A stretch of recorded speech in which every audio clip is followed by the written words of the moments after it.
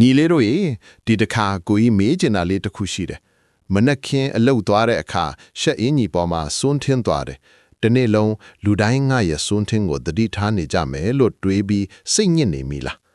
ဒါမှမဟုတ်လူများရှေ့စကားပြောတဲ့အခါစကားတစ်ခွက်လွဲသွားပြီးအားလုံးငါကိုမိုက်တယ်လို့ထင်နေကြပြီလို့ခံစားရဘူးလားဒီလိုချိန်မျိုးမှာညီလေးတယောက်တည်းမဟုတ်ဘူးလူတိုင်းလိုဒီလိုခံစားဘူးကြတယ်ဒါပေမဲ့အမှန်တရားကသင်ထင်တာနဲ့လုံးဝကိုကွာခြားနေတတ်တယ်ဒီနေ့ကိုကြီးပြောပြမယ့်အချက်လေးက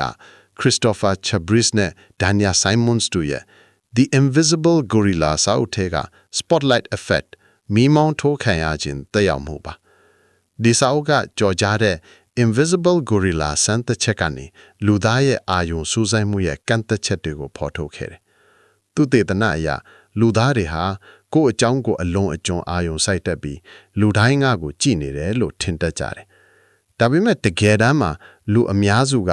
တင်ထင်တဲ့လောက်တင့်ကိုတတိမထားမိကြဘူး။သူတို့လည်းကိုအာယုံစိုက်နေကြတယ်။ကိုယ့်ရဲ့ပြဿနာတွေကိုယ့်ရဲ့စိတ်ပူပန်မှုတွေနဲ့အလုရှုံနေကြတယ်။ဥပမာ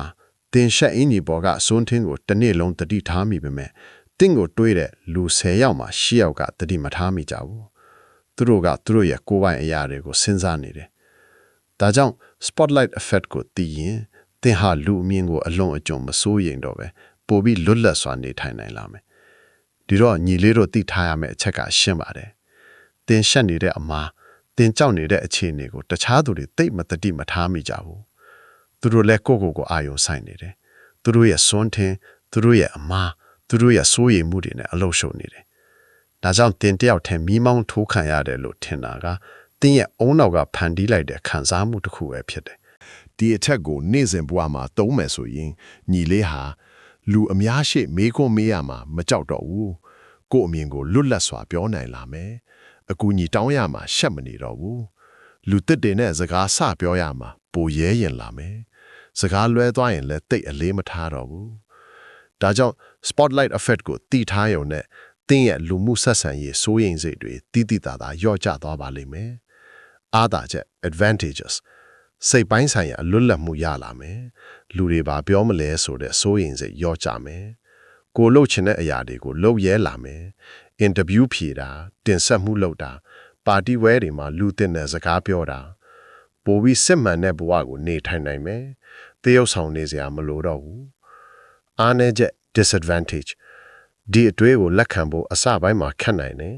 နှစ်ပေါင်းများစွာလူတွေငါ့ကိုကြည်နေတယ်လို့တွေးနေကြအုံနောက်ကိုပြန်လေ့ကျင့်ပေးရတယ်။တခါတလေတိလွန်းလို့ပေါ်စားသွားတတ်တယ်။ဒါပေမဲ့အခြေခံလူမှုဆက်ဆံရေးစီးမြင်တွေကိုတော့မမေ့သင့်ဘူး။ညီလေးတို့ဒီနေ့ကစပြီးသေးငယ်တဲ့အလေးအကျင့်လေးတစ်ခုလုပ်ကြည့်ပါ။သင်ကြောက်နေတဲ့အရာတစ်ခုကိုရွေးပါ။ဥပမာအလုပ်အစည်းအဝေးမှာမေခွန်းတစ်ခုမေးဖို့။ပြီးရင်ကိုပြောလိုက်ပါ။ဒီမေခွန်းမေးရင်ဘယ်သူမှငါ့ကိုမှတ်မိမှာမဟုတ်ဘူး။သူတို့လည်းသူတို့အကြောင်းပဲစဉ်းစားနေကြတယ်။ဒီနေ့သင်ရှက်မိတဲ့အခြေအနေတစ်ခုကိုပြန်စဉ်းစားပါ။တခြားသူတွေသတိထားမိကြလား။သတိမထားမိကြဘူးဆိုတာသင်သိပါလိမ့်မယ်။ဒီအလေးအကျင့်လေးကိုနေ့စဉ်9မိနစ်လောက်လုပ်မယ်ဆိုရင်တစ်နှစ်အတွင်းညီလေးရဲ့လူမှုဆက်ဆံရေးစိုးရင်စိတ်ဟာတိတာရော့ကျသွားပါလိမ့်မယ်